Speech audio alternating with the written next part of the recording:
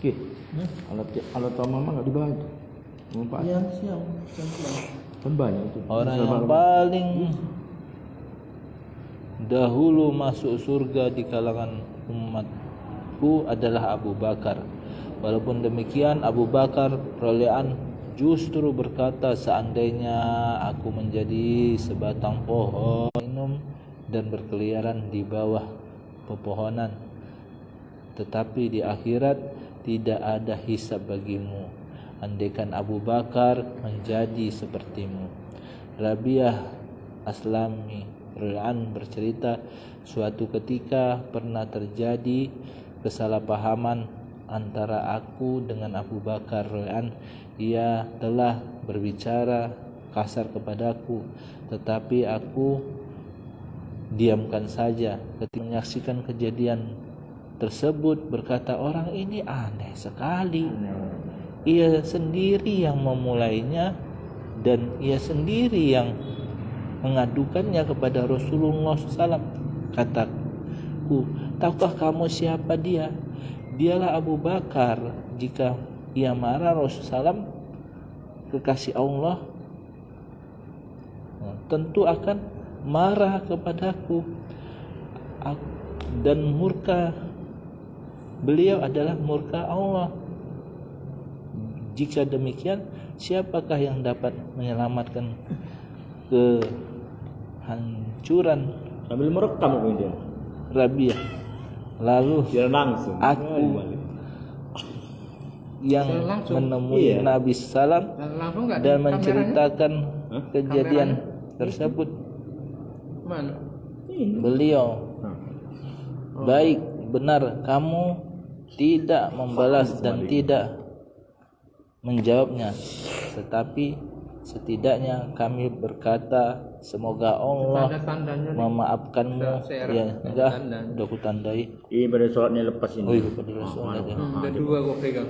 Ya, ini kemarin. Lama-lama taala lagi. Nah, ya. Menjawab.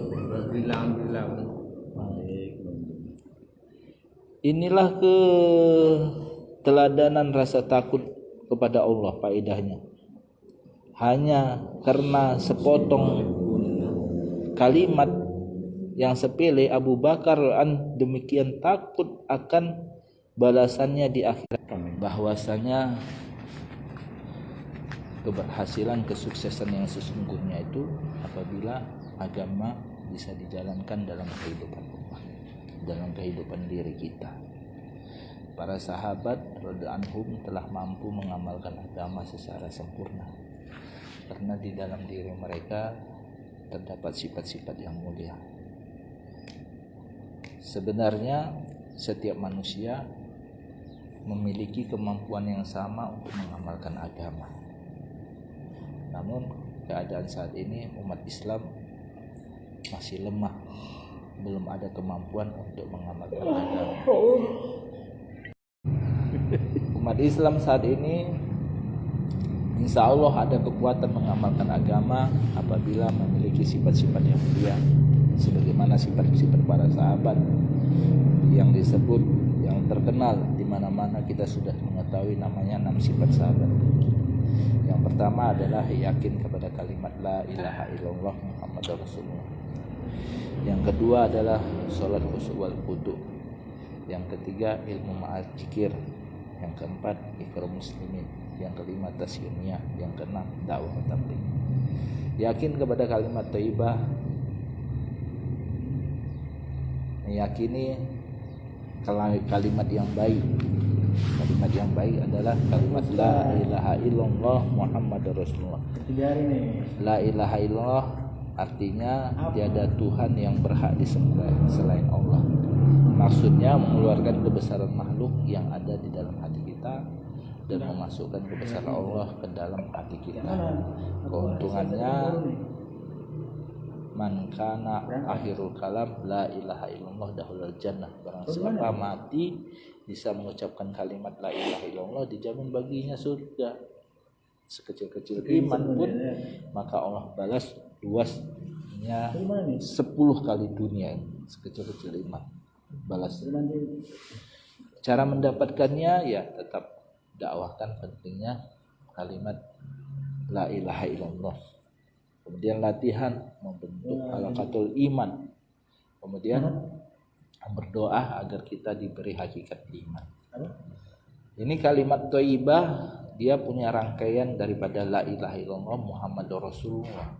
Muhammadur Rasulullah artinya Muhammad itu adalah utusannya Allah. Maksudnya meyakini bahwa satu-satunya untuk mencapai kebahagiaan, kesuksesan, keberhasilan itu hanya dengan cara baginda Rasulullah SAW. Keuntungannya man ahya sunnati faqad ahabbani wa man ahabbani kana ma'iya fil jannah. Barang siapa yang menghidupkan sunnahku, maknanya ia mencintaiku dan ia akan bersamaku di dalam surga. Man tamassaka bis sunnati fasadat ummati falahu ajru mi'ati syahid. Barang siapa yang menghidupkan sunnahku dikala rusaknya umatku, baginya pahala 100 orang mati syahid. Man sahida an la ilaha illallah wa anna Muhammadar Rasulullah fayadkhulun nar aw taqwa. Barang siapa yang bersaksi dalam kehidupan kita sehari-hari, setelah itu berdoa agar kita diberi kekuatan untuk menghidupkan sunnah Nabi. Ini sifat yang pertama secara ringkas. Sifat yang kedua yaitu sholat khusyuk wal khudu. Sholat dengan konsentrasi batin, merendahkan diri, mencapai kebahagiaan. Maksud daripada sholat khusyuk wal khudu ini yaitu membawa sifat sholat dalam kehidupan kita sehari-hari. Wal munkar, sesungguhnya sholat dapat mencegah perbuatan keji dan munkar. Wasta'inu bisabri wassalah, carilah pertolongan dengan sabar dan sholat. As-sholatu mi'rajul mu'min, sholat itu mi'rajnya orang beriman.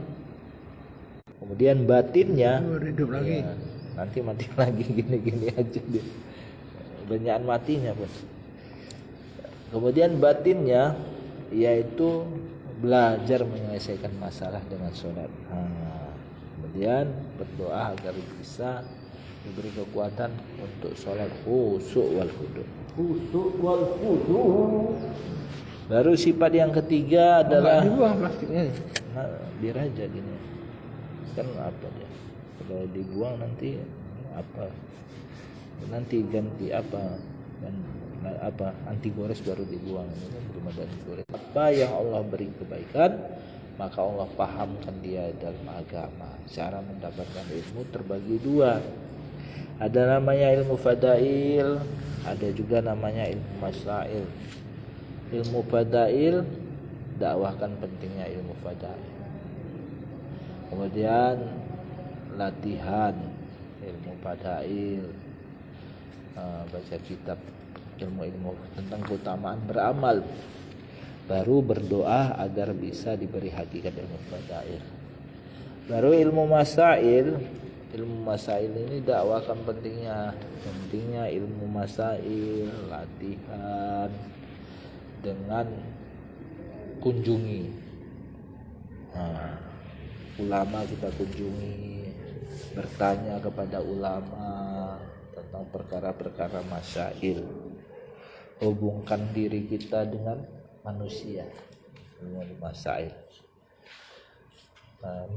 Pertama kali dalam belajar ilmu masail ini harus pandai-pandai menjaga hati, sehingga tempat kita menuntut ilmu benar-benar bisa kita muliakan.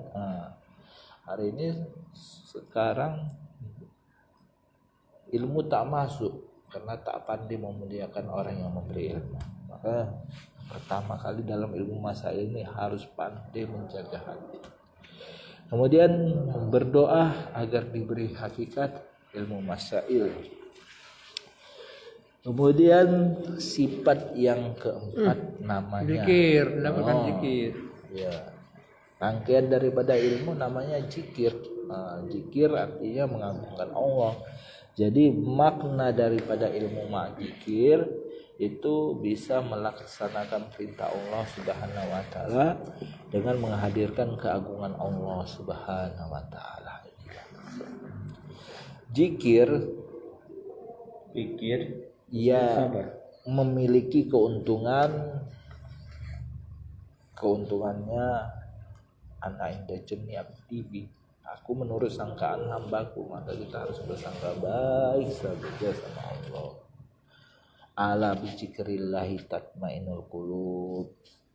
Dengan mengingat Allah hati menjadi tenang. Masalul ladzi yazkuru rabbahu wal ladzi yazkuru masalul hayyi wal mayyit. Perumpamaan orang yang mengingat Allah dengan orang yang tidak mengingat Allah bagaikan orang hidup dan orang mati. Dalam berzikir ini dakwahkan pentingnya zikir. Kemudian latihan diutamakan dari Al-Quran dulu yang kita baca. Seyogyanya orang-orang seperti kita ini 1 juz, ya kan? Ya mampu 1 juz per hari 100 ayat per hari. Nggak mampu juga 100 ayat per hari, 10 surat di akhir ayat Quran kita harus baca Alam Taro sampai Anas. Kemudian jipang, zikir pagi petang. Kita buat zikir pagi petang. Subhanallah walhamdulillah wala ilaha illallah wallahu akbar itu 100 kali baik pagi maupun petang. Allahumma sholli ala sayyidina Muhammad 100 kali baik pagi dan petang. Astagfirullah 100 kali baik pagi dan petang. Ini kita usahakan. Kemudian dibarengi dengan setiap yang kita lakukan dengan doa-doa masnunah. Kita hafal nih doa-doa masnunah. Baru berdoalah kita. Ada kekuatan zikir diberikan kepada kita. Berdoalah kita agar kita bisa memenuhi maksud ilmu ma'al zikir, melaksanakan perintah Allah SWT dengan menghadirkan keagungan Allah. Baru sifat yang keempat ada namanya ikramul muslimin, artinya memuliakan saudara. Maksudnya menunaikan hak-hak saudara kita tanpa mengharapkan hak-hak kita ditunaikan. Keuntungannya la yu'minu ahadukum hatta yuhibbu li akhihi ma yuhibbu li nafsi. Tidak sempurna iman seseorang sebelum ia mencintai saudaranya sebagaimana mencintai dirinya sendiri. Keuntungan yang lain, barang siapa yang menutup aib saudaranya maka Allah akan tutup aibnya. Dan barang siapa yang membuka aibnya maka Allah akan datangkan aib itu dari dirinya sendiri. Allah akan bukakan. Senyummu di depan saudaramu adalah sedekah. Cara mendapatkannya, dakwahkan pentingnya ikramul muslimin. Latihan dengan bergaul dengan watak yang berbeda-beda. Ucapkan salam baik yang dikenal maupun tidak dikenal. Yang tua ya dihormati, yang sebaya ya dihargai, yang muda ya disayangi, ulama dimuliakan. Kemudian berdoa agar kita diberi hakikat ikram muslimin. Ini sifat yang kelima. Baru sifat yang keenam yaitu tasyun niat, membetulkan niat. Maksudnya semata-mata mengharapkan keridhaan Allah Subhanahu wa taala tanpa ada niat-niat yang tamai. Karena Allah Subhanahu wa taala berfirman, "Innallaha la yuhibbul amala illa ma kana lahu khalisan wa tubghi bihi wasfu." Sesungguhnya Allah Subhanahu wa taala melihat amal itu, tidak menerima suatu amal kecuali dengan kemurnian dan semata-mata mengharapkan keridhaan Allah. Ini dia. Baru innallaha la yanzuru ila suwarikum wa amwalikum walakin yanzuru ila qulubikum wa a'malikum. Sesungguhnya Allah juga tidak memandang harta dan rupamu. Yang Allah pandang adalah hati dan amal. Ya Mu'az, ahlistinaka amalul qalil. Yahfikal amalul qalil. Ikhlaslah dalam beramal walaupun sedikit. Latihannya berdoalah agar diberi hakikat tasyunnya. Ikhlas betul-betul membetulkan niat ikhlas. Agar kita diberi hakikat senantiasa ikhlas. Baru yang keenam, sahabat punya sifat dakwah wa tabligh. Dakwah artinya mengajak, tabligh artinya menyampaikan. Maksudnya ini memang betul agar bisa mengubah kecintaan kita kepada harta menjadi cinta kepada Allah, kecintaan kita kepada makhluk, kecintaan kita kepada makhluk menjadi kecintaan kepada Allah, kecintaan kita kepada harta menjadi kecintaan kita kepada amal, kecintaan kita kepada dunia menjadi kecintaan kita kepada akhirat. Maknanya niat islah diri. Maksudnya itu niat islah diri untuk mengekalkan hidayah pada diri kita dan niat tersebarnya hidayah ke seluruh alam. Termasuk dakwah wa tabligh. Keuntungannya, wa man ahsanu qawlan mimman da'a ila Allah wa 'amila shalihan wa qala innani muslimun. Tidak ada perkataan yang lebih baik kecuali mengajak kepada Allah Subhanahu wa taala. Kemudian beramal soleh, kemudian berserah diri kepada Allah Subhanahu. La khutwatun fi sabilillah akhiratu min dunya wa fiha. Sebagai sepatang keluar di jalan Allah lebih baik daripada dunia dan seluruh isi. Banyak sekali fadilah daripada dakwah wa tabligh. Cara mendapatkannya sesuai umumnya lah, ya kan? Yang penting umat Islam itu harus pernah 4 bulan seumur hidup. Ini dia. Harus pernah umat Islam itu bagaimana 4 bulan seumur hidup. Masih nangis dari udah pernah 4 bulan katanya. Belum katanya, nangis 4 bulan seumur hidup. Tiap tahun 40 hari, tiap bulan 3 hari. Apabila seseorang itu telah menghubungkan dirinya, 6 sifat dihubungkan dengan seorang hamba, 6 sifat ini dihubungkan dengan seorang hamba dan dia merasa sebagai hamba. Apa rupanya 6 sifat yang dihubungkan dengan seorang hamba? La ilaha illallah Muhammadur Rasulullah, itu ikrarnya seorang hamba. Salat khusyuk wal khudu', itu ketaatan seorang hamba. Ilmu ma'adzikir, cara hidup seorang hamba. Ikramul muslimin, hakikatnya seorang hamba.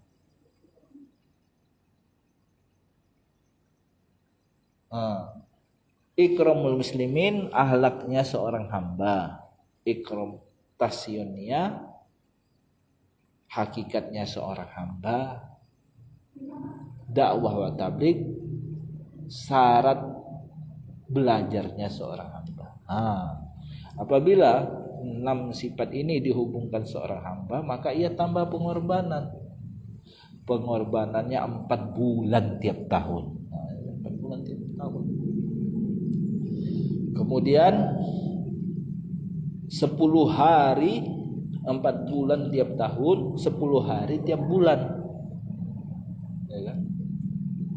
10 hari tiap bulan, 8 jam setiap hari. 8 jam setiap hari. Tadi 2 jam setengah setiap hari. 60 menit setiap jam. 60 menit memang 1 jam. 60 detik setiap menit. Itu dia. Baru ini 6 sifat yang dihubungkan dengan seorang hamba. Nah, apabila memang agama menjadi tumpuan hidupnya, mentok udah kepada agama, maka ia akan menghubungkan 6 sifat berhubungan dengan agama. Nah, 6 sifatnya ini udah berhubungan dengan agama, sehingga pengorbanannya bertambah lagi. Apa hubungan 6 sifat yang dihubungkan dengan agama? La ilaha illallah Muhammad Rasulullah adalah pondasinya agama. Salat khusyuk wal khudu adalah tiangnya agama.